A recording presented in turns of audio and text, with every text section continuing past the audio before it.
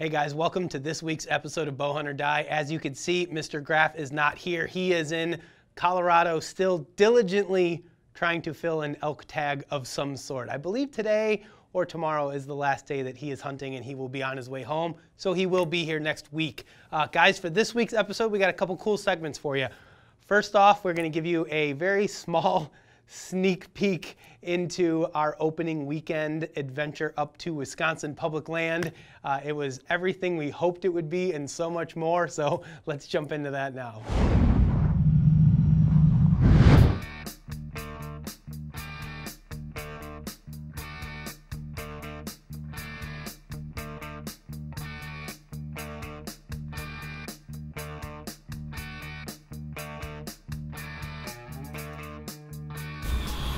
Well, happy opening morning, everybody. It is September 15th. We are up in Wisconsin doing a little public land hunting today. Drove up here yesterday with Tommy and Brad, and we scouted around last night. I found this particular spot, which is on a side hill. I've got bedding directly to my west, big drop off directly to my east. Really good trails running in front of me, and it's just raining acorns in here, so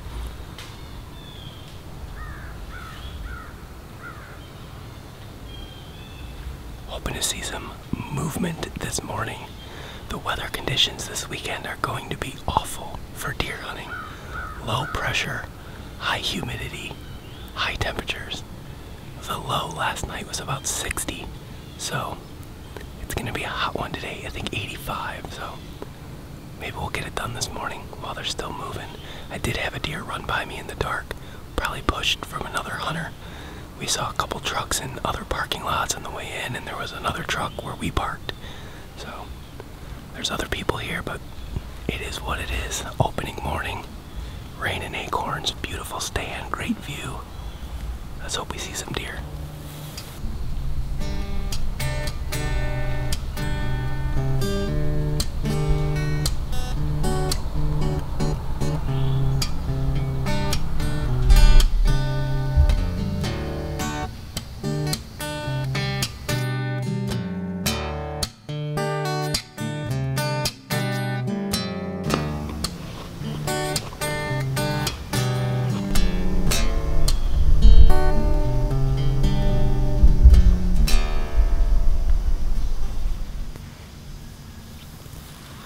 Well, it's about 9 o'clock.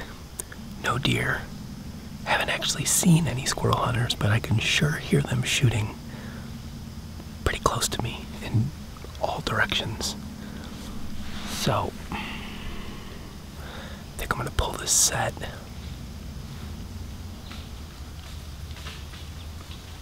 Man, it's too bad. I like this spot, but I'm gonna pull this set. There's just way too much activity here, and I'm gonna walk about a mile and a half, 2 miles to the northwest. I think there's some ag fields up there. It's about as far as you can get from the parking lot as possible. Try to reset something for this evening and for tomorrow, so let's get to it. No rest for the wicked. Let's go. Bow hunt or take your chances getting shot by a squirrel hunter. Wisconsin public land.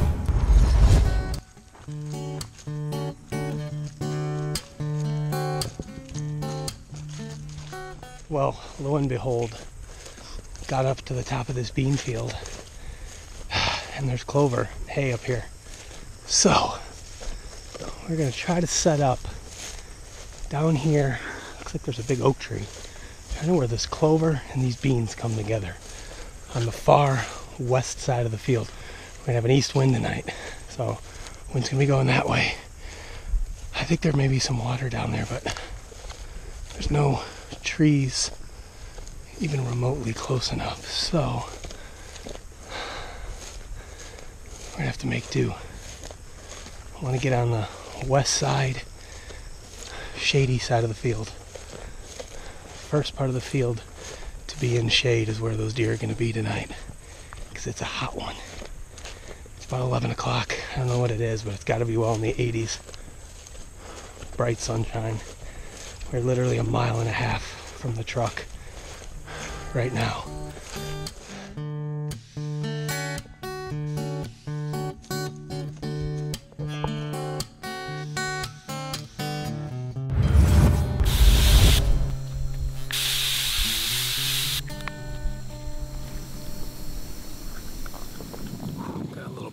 At last. Sorry about the noise if there is any, but welcome to opening day Wisconsin archery season 2018. This morning was a huge bust, so we pulled up stakes, scouted, walked, sweated, bled. My arms are just torn up, but we are in a stand that looks primo. We are overlooking standing beans and alfalfa. I've got a couple ponds in the distance that I should be able to see. I got acorns raining in behind me. I got a scrape down below me. This is about as good as it's gonna get here tonight, guys. We're almost 2 miles back in here from the truck, so I think we're out of the realm of the average squirrel hunter. And my guess is if we see any deer hunters back here, they're gonna be pretty hardcore dudes.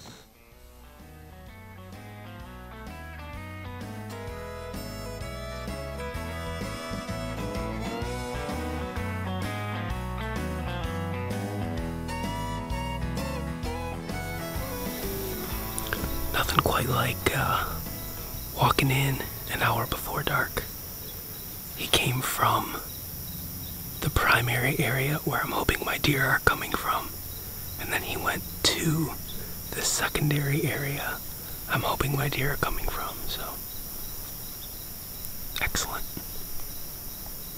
Fortunately, he just kind of walked through and kept going, so he must have a stand down there because he wasn't carrying one. Oh well. Still hopeful that I might see a living, breathing deer tonight. Who knows?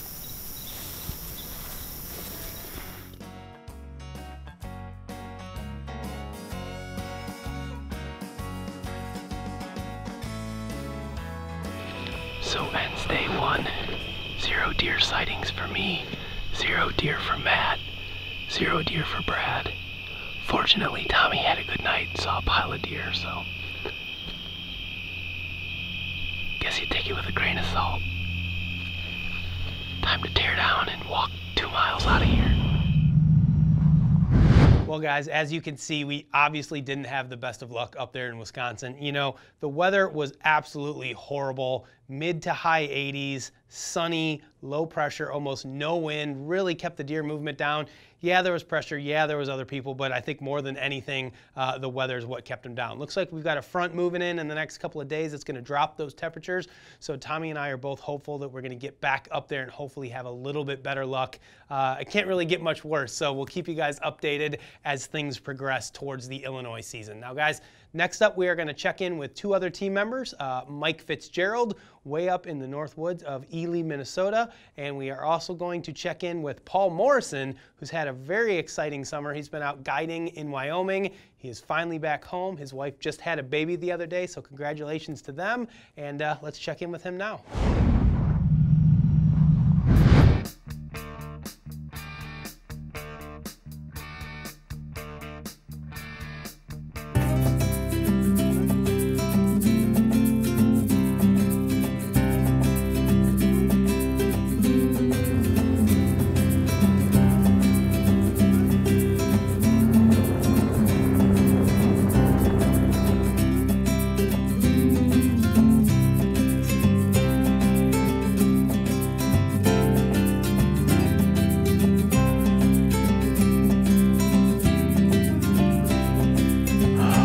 Well, hey everybody, long time no see. Fitz checking in here from northern Minnesota. I haven't seen you guys since late season last year, and it's been busy. My gosh, the resort has been doing well. That's been keeping me busy, and I also have a marketing and videography company that's really taken off, and between the 2 of those things, my free time has just plummeted. In fact, I haven't even had a single trail camera out in the woods this year, which is pathetic. For any of you that know me, I love trail cameras. It just hasn't happened for me this year.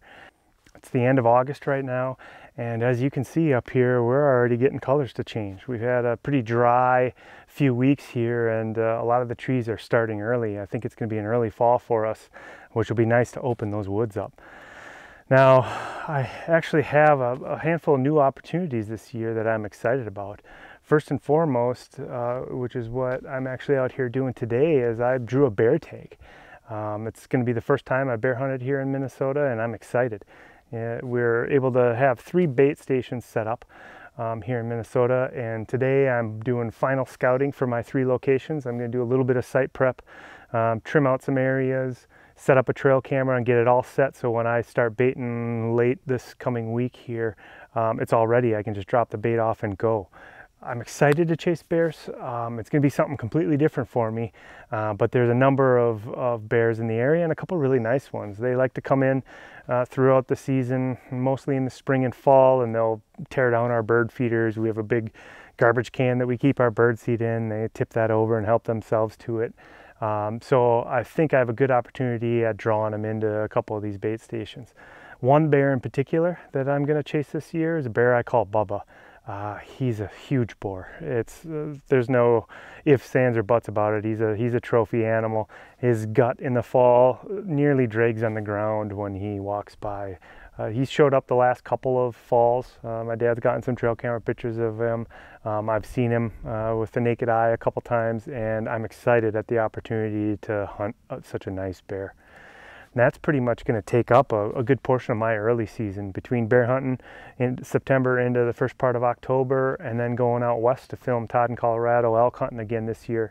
I'm going to pretty much stay out of the deer woods until late October, which isn't the worst thing for me.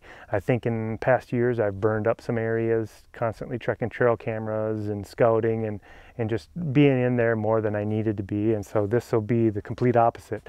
Some of these areas, the first time I go in will be the end of October, and I'm excited at the chances I have surprising catching some of these bucks off guard. There's 2 bucks that I'm going after this year. The first one is Walter. He's been on my hit list for a few years now. I got pictures of him going back to 2015. He's a beautiful, wide, nice mainframe 9 or 10 pointer depending on the season. While I do get some velvet pictures of him on some years, he really shows up kind of that mid to late October and hangs out for the rut and does a lot of his breeding with the does that like to hang around my particular area. So I'm looking forward to him moving in. I know he survived through the hunting season last year, so as long as the wolves didn't get him and he survived the winter, there's a good chance that he'll show up this year again. The second buck that's on my hit list is a buck I call Ocho. Got a handful of pictures of him last year. He's a nice tall 8-pointer. He actually sparred with another buck right in front of one of my stealth cams, which was really cool last year. And I think with another year on him, especially if he gets a little bit of mass and a little bit more tine length, he's going to be a really nice 8-pointer. Outside of those 2 bucks, there's a handful of other nice bucks, young bucks that have been coming around. So with another year on them, I really like my odds this year. I think there's going to be a great opportunity at a nice buck this year. Now, one of the tricky parts about my area is that I'm only allowed 1 tag. As an archer, it's an either-or tag. But if I shoot a doe, I'm done for the season. I don't get to chase bucks anymore. So that's always been a struggle with me. If a doe comes in and offers me an opportunity, I want to fill the freezer. But if I do that, I can't chase bucks anymore. So in the past, I haven't hunted does until later in the season. This year, that might change a little bit. The pressure will be off. There's a city nearby, the city of Tower, and they have a city hunt. And I'm on the list for the drawing for the city hunt, and odds are pretty good that I'll get drawn. And if I'm able to do that, I'll get up to 4 extra doe tags that I can do. It's a late season hunt, doesn't start until the end of November, but it runs through the end of the season, which here in Minnesota is the 31st of December. And it's really focused in on targeting these deer that are migrating in from some of the islands on Lake Vermilion, and they migrate in and they actually winter and yard up in the city limits of Tower. And so they're trying to thin out that herd because it gets pretty big and does some property damage in town there. And so it's a late season hunt, but like I said, the opportunity to have 4 extra doe tags in my pocket not only takes the pressure off, but is an opportunity for me to really fill my freezer for the first time in a couple of years. So I'm excited at the new opportunity to chase those does. It takes the pressure off of my buck tag, And between those two things and actually chasing bear this year, I'm really excited to put some good action down for you guys. So stick with me and we'll see if we can't put it together. Bow hunt or die.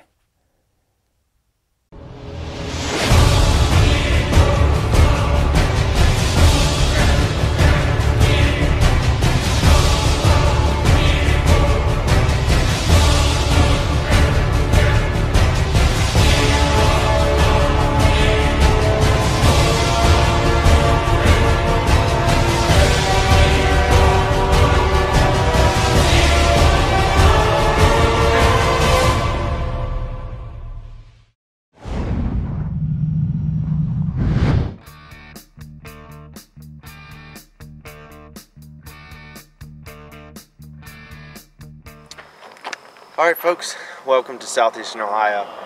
It's a beautiful evening here. Unfortunately, I've been working all weekend for the past couple weekends, and the reason why is my wife and I are expecting September 20th, we're expecting a baby boy, and unfortunately that just puts everything in perspective. You know, the house needs renovated before the baby gets here. The baby room has to be done. We need better heating in the house. Also, I'm planning to go out west and hopefully guide with Bighorn Outfitters this fall. So all of that on my plate pushes me to not have a lot of time to shoot my bow and everything else that I love to do this time of year, getting ready for the season. But I did manage to sneak off with the excavator here and do something kind of cool, and I'm going to bring you down and show you what I've done and hopefully the results that I'm looking to find in here. What I have done is I built a pond down in the main drag of the woods that runs down behind my house, and the reason why is because I have destination fields or food plots that I've planted at the heads of these hollers, and the deer usually run the woods behind my house and come out into the destination field. Normally, unless it's rut or a cold front, the deer don't make it there until a little bit after dark. So what I did is I dug a pond down behind there, and actually what I'm doing right now is going to grab some of this Heartland brassicas and a little bit of clover and chicory and spread it around the pond area where the dirt's been kind of turned up and everything. And what I'm hoping is early season we get a little bit of hot weather, or the deer are just making their way through the cool woods and stop in there, get a drink, or eat a little bit of the clover or chicory that's coming up, or the brassicas that are coming up, and possibly get a shot at something. Now we're going to set up some cameras down there and hopefully see how these deer are interacting with the new pond setup, and could be awesome. So let's jump down in the woods before it gets too dark, and I'll spread some seed and show you my setup.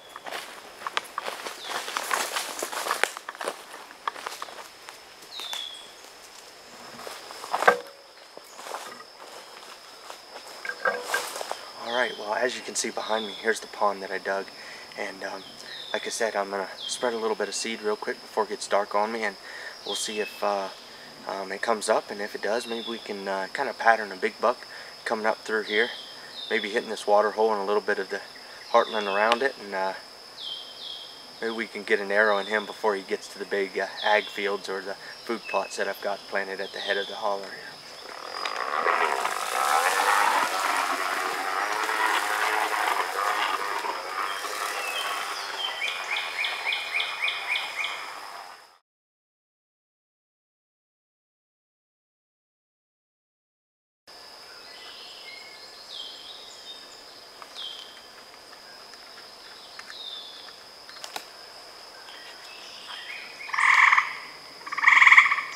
Okay, well, I've got all the seed spread out here. I wouldn't say there's maybe an eighth of an acre here at the most that kind of cleared out all these trees that I pushed down to build this pond. Got the seed spread out pretty evenly. Got some chicory, got some Heartland rack maker, and a little bit of clover. And what I'm going to do is I put one stealth cam up here behind on this trail, and I'm going to set up one more down back behind me on one of these trees here, trying to figure out how these deer are using this pond, if they're actually using it for water yet, or if they're just coming around it on the left side or the right side. Kind of give me an idea for the future, maybe a stand placement or something. But there's definitely deer in here. I was trying to do an interview and deer blew behind me, so I need to get out of here. The mosquitoes are getting bad. Might have to trim a couple limbs to get this the camera be able to get some limbs out of the way. So until next time, guys, I'll keep you up to date if this thing's working really good, and if the pond's putting out. hopefully big deer. But until next time, bow hunter die. Well, I have to admit, I'm a little bit jealous of Mike Fitzgerald up there in northern Minnesota. Not only does the weather look nicer than what we've had here in Illinois, but he's going bear hunting as soon as he gets home from this elk hunt with Todd. Now that is a heck of a fall. Can't wait to see if he's able to connect on that huge bear that he's got. As for Paul, like I said, guys, they just had their first baby, so congratulations again to Paul and Delisa on the new addition to the family. It may hamper Paul's hunting efforts this fall a little bit, you never know, but I think it's cool to see some of the improvements Paul's been making to his kind of home property these last couple years, and it'll be interesting to see how those begin to pay off for him in the future. Guys, next up, we've got a great tip from PJ Riley over at Lancaster Archery, so let's take a look at that now. All right, so this is a draw board. There's many different types. We make and sell this one at Lancaster Archery, but the components are all basically going to be the same. You're of course going to have measuring marks on a board. It's going to have a crank at one end, a strap, and a connections for your bowstring. Of course, you got the bow support at the end. So we're going to set up here just so you can see how this draw board operates. Going to connect right here to the D-loop. Make sure you got a little safety connection here. This goes around the whole bowstring so that if the D-loop should break, you're not going to dry fire your bow. Back here, typical winch system here that's got locking teeth so that it won't let go of your bow. Just going to draw back. Lots of uses for a draw board, but obviously the main thing is to check your draw length. Other things that it can be used for as well. You can add a scale to it to check your draw weight. If you're setting up a drop away rest, you can set the cord timing properly using a draw board. Some bows have a limb stop that is separate from the cable stops. So with a draw board, you can get your limb stop exactly in the right spot when you come to full draw. If you're an archer who uses a sight tape, some of the apps out there ask you for the measurement from the peep to the shaft and from the peep to your sight pin. You can get both of those measurements with a draw board and you can do it safely. Back to you guys. Hey, thanks PJ, that's a great tip. You know, a draw board is something that I started using in the last couple of years. It's really helped me out with a lot of those things PJ talked about, but most specifically cam timing. On these dual cam bows, like these Matthews that we're shooting, they've got draw stops that will actually impact the cable when you come to full draw, and a draw board is imperative for making sure that those stops are hitting the cables at exactly the same time and that your cams are perfectly in tune. So if you guys are looking for a draw board, obviously they've got them over at Lancaster. Just make sure you be careful when you're using them and use that safety. Guys, next up we're going to check in with the folks who actually sent their trophy photos in or posted them on social media for this week's episode. Chad Snader, Cole Morse, Jeremy Wood, Kyle Donaldson, Matt Olson, and Felicia Piapi. Hey, congratulations everybody. Those are some great trophies. Now remember, if you want to see yourself right here in an episode of Bow Hunt or Die, you can go to bowhunting.com, click on the Submit Your Trophy button. You can post them on social media, any platform of your choice. Just use the hashtag bowhuntordie, or you can email them to info@bowhunting.com. Now remember, every week we're going to pick a winner, and that winner is going to get a Pine Ridge Archery prize pack, so a couple cool products from Pine Ridge Archery, and a brand new Bow Hunt or Die hat. It may not be this hat because this is my hat, but you're going to get a hat like this. So guys, make sure you send your trophy photos in. Now this week's winner is going to be Kyle Donaldson, who shot a great buck and took a great trophy photo. So congratulations to Kyle. Make sure you email your information to info@bowhunting.com, and our boy Brad will get your prize package out to you. So guys, that is all the action we've got this week. Todd will return next week, and he will have all of the tales of his Colorado elk hunt. I know there's been a lot of lows, a few highs, hopefully some more highs before it's all over and said and done. And with that being said, we'll see you guys next week right here, Bow Hunt or Die. For more exciting action, be sure to follow us on Facebook, Twitter, and Instagram and receive live updates from our team members as well as the latest happenings in the bow hunting and archery world. Be sure to share your photos, stories, and experiences as well. And don't forget to pick up your official bowhunting.com and bowhunter die gear by visiting bowhunting.com/gear. We have a full selection of hats, shirts, decals, wristbands, and much more. What's up, ninjas?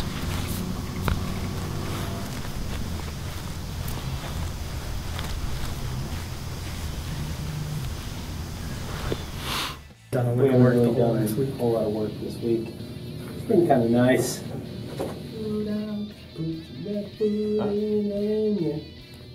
We are. Shaking all about. No, I'm leaving that one alone. Yeah, there we go.